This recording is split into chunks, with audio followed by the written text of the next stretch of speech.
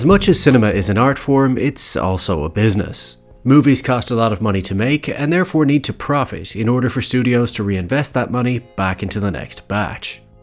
But for cinephiles, there's often a disappointment in the difference between the types of movies that they like to watch and the movies that dominate at the box office. As although sometimes the movies that everyone pays to go and see are of superb quality, oftentimes they're just the loudest or most explosive.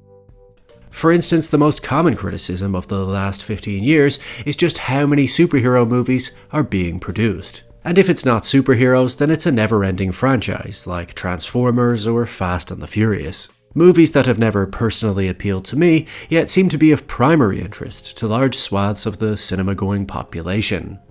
And to some degree I can understand it. If you're going to pay to go see something on the big screen, then you want it to be worthy of the cost of admission, and something that you've benefited from not just watching at home. But from 2008 to 2018, there was one of the strangest phenomenons in cinema history, in which some of the highest grossing movies were also considered some of the worst movies being produced. Movies that even its own cast members struggled to defend, or participated in knowing they were going to be critically panned. I'm of course talking about the Twilight Saga and the 50 Shades Trilogy. The Twilight Saga arrived with a built-in fanbase from the books, and if we're being fair to it, was only ever really meant to appeal to teenagers, an audience with more generosity of spirit who could overlook logic issues like, why is a 100-year-old vampire still going to high school, or even interested in dating a 17-year-old? Why are any of them out in the daytime at all if their skin illuminates in direct sunlight? Surely they should only go out at night and do whatever they please. And how is the vampire Dr. Cullen working in a hospital? Is this not the worst place for a vampire who's trying not to be tempted by human blood to be? And how do his bosses and the IRS not acknowledge that he's hundreds of years old? And instead focus on the important questions, like who was hotter, the guy with abs and a motorcycle, or the intense guy that might end up murdering you. Even Robert Pattinson seemed a bit embarrassed to be part of this franchise, openly acknowledging the logic issues in the story and not even pretending that he would normally watch these movies himself. There's a lot of stuff in the Twilight world that doesn't make any sense. It was like it was a book that wasn't supposed to be published. But I think I am a judgmental and cynical person who would just mindlessly hate it without ever having seen anything. Now you would think that this would turn viewers off, but the trickle-down effect of all of this, strangely enough, was that even the fans of the movies would admit that they knew the films were crap. Which is unusual in itself, as if you love something, surely you would want it to be the best version of it can be. But no, that's not what this fanbase wanted, or even expected. So recognizing that their audience would embrace slop, the producers gave them slop, and instead of offering them substance, stakes, and decent pacing, extended the last movie into 2 parts for no justifiable reason, and padded out the runtime with endless montages looking back at scenes from the previous movies, and visions of exciting action sequences that never actually happened. The end result of all of this was that Twilight Breaking Dawn Part 2 became the 6th highest grossing movie of 2012 and the 90th highest grossing movie of all time, earning $829 million at the global box office. In fact, in a list of the top highest grossing movies ever made, the Twilight Saga captured 4 of the top 200 positions. 4. But by 2012 it seemed as if the fun was over, as there were simply no more Twilight movies to make. But lurking in the shadows of an online fan forum, a new terrible franchise was being spawned. Originally released under the pen name Snow Queen's Ice Dragon, the world was introduced to the superficial sadomasochistic universe of 50 Shades of Grey, in which every narrative cliché imaginable is stuffed into a single storyline. The reviews were harsh, attacking author E.L. James for her weak prose and underdeveloped plot. But the destitute Twilight fans needed something to satisfy their insatiable lust for hollow character writing, and thus gravitated towards the unsuspecting first-time author lining her pockets with over $100 million. The movie studios could sense this was their chance to take this easily pleased fanbase for one more spin on the money-go-round, and thus the 50 Shades film trilogy was born, starring Dakota Johnson as Anastasia Steele and Jamie Dornan as Christian Grey. The movies lived down to the hype, with no discernible screen chemistry between the two leads, the least romantic romance premise of all time, and some truly awful dialogue that never quite passes the Turing test. We should be talking. Like normal people? Yeah.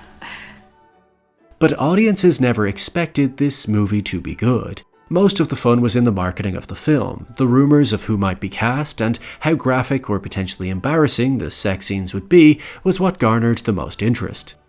The stars were then sent out to promote the film, which must have been a bizarre experience, as they both appear to be simultaneously trying to sell the film, while also distancing themselves from it. It is a kind of bizarre experience because I feel so removed from it at this point. Jamie, is it true what I read that you haven't yet seen the final cut of this? Yeah, that is true, yeah. Yeah. But unlike Twilight, which was mostly made for teenagers, 50 Shades was produced for adults. And due to the film's graphic content, both actors had essentially signed on to publicly sexualize themselves, meaning that almost every interview would devolve into overly personal questions, and in some cases, outright ridicule. Have you really read the books? Yeah. Did you enjoy them? No, they're shite. Jamie Dornan seemed to go into this project with his eyes open, stating that he knew the film was going to get savaged by critics, to the point that when he originally didn't get the role, he confessed, "I felt a bit of relief, because I was like, Jesus, that poor guy is going to get wrecked here." But then the offer came back around, and after discussing all the career implications with his loved ones, he signed on to be the critics' piñata. But similar to Pattinson, it seems like Dornan identifies more with the movie's haters than its fans, and is essentially in on the joke. If you had to summarize the films and take out all the sex in 30 seconds, what's the story of the 50 Shades trilogy? I don't remember. But what's most curious about both franchises is that everyone involved has proven that they're actually much more talented than the movies they created. All the directors have made other high-quality work. Robert Pattinson proved himself with Good Time, The Lighthouse, and The Batman. Kristen Stewart was nominated for an Oscar for Spencer. Jamie Dornan was nominated for a BAFTA for both The Fall and Belfast. And Dakota Johnson was in, she's gonna do something great one day. Just you watch. And yet, despite this talented team getting together, the movies don't appear to even really be trying to be good. Because aside from the ridiculous premise, there are ways you could tighten up the stories, develop the characters, and create scenes with real intent if you wanted to the point people could say that the films are actually surprisingly good, or at least not bad. You would think the true fans of the books would demand that and even deserve that, but it turns out that wasn't on their wish list. They were, for whatever reason, clearly pretty satisfied with the slop they got, as they were far happier to just be part of a cultural phenomenon than to support high-quality filmmaking that would stand the test of time. A lot of people feel that bad movies doing big box office is bad for the medium as a whole, as it undermines the artistry and creative integrity of the entire industry. But there's always been a sharp divide between what sells and what has, for lack of a better word, the most merit. For example, even using the most mainstream metrics, the Oscars, in 2015, the 5 major Oscar-winning movies were Birdman, Boyhood, Whiplash, The Theory of Everything, and Still Alice.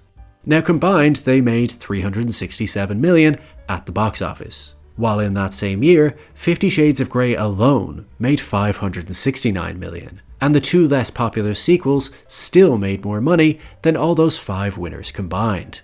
Which for cinephiles is pretty disheartening to accept. More people would rather pay to see an emotionally hollow piece of erotica that they expect to be bad than the 5 most marketed artistic movies of the year that are all competing to be the best. But when it comes down to it, it really depends what you want out of the medium. Do you want an original story that aims to engage and challenge the viewer in a fresh way, or just a bit of escapism, an easy way to be entertained and forget about whatever else is going on in your life for a couple of hours? Most of us want both of these things at different times, but tend to gravitate more towards one than the other.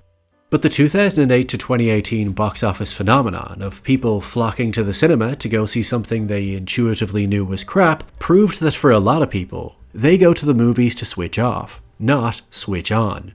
They'd rather leave with something to talk about with their friends than a piece of work to admire on a personal level. Now, I can be annoyed that the masses are voting for more movies that I personally dislike to be made, but in some ways it's good they're going to the cinema at all. As by making these bizarrely popular stinkers, now the studios can afford to produce the other movies that I genuinely adore and admire that would otherwise be unable to recoup their losses. Let's not forget that classics like The Shawshank Redemption or even Citizen Kane were originally box office bombs.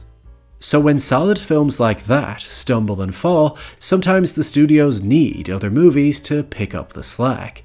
Maybe in the form of a generic horror, or yet another superhero endeavour, or a ridiculous love triangle between a vampire and a werewolf.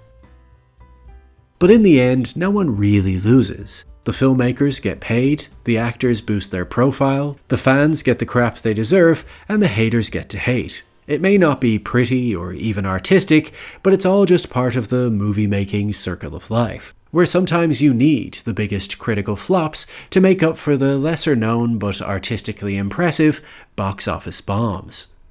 But what do you think? Were these franchises a stain on Hollywood history, just a bit of fun, or welcome additions to the so bad it's good category? Let me know in the comments section.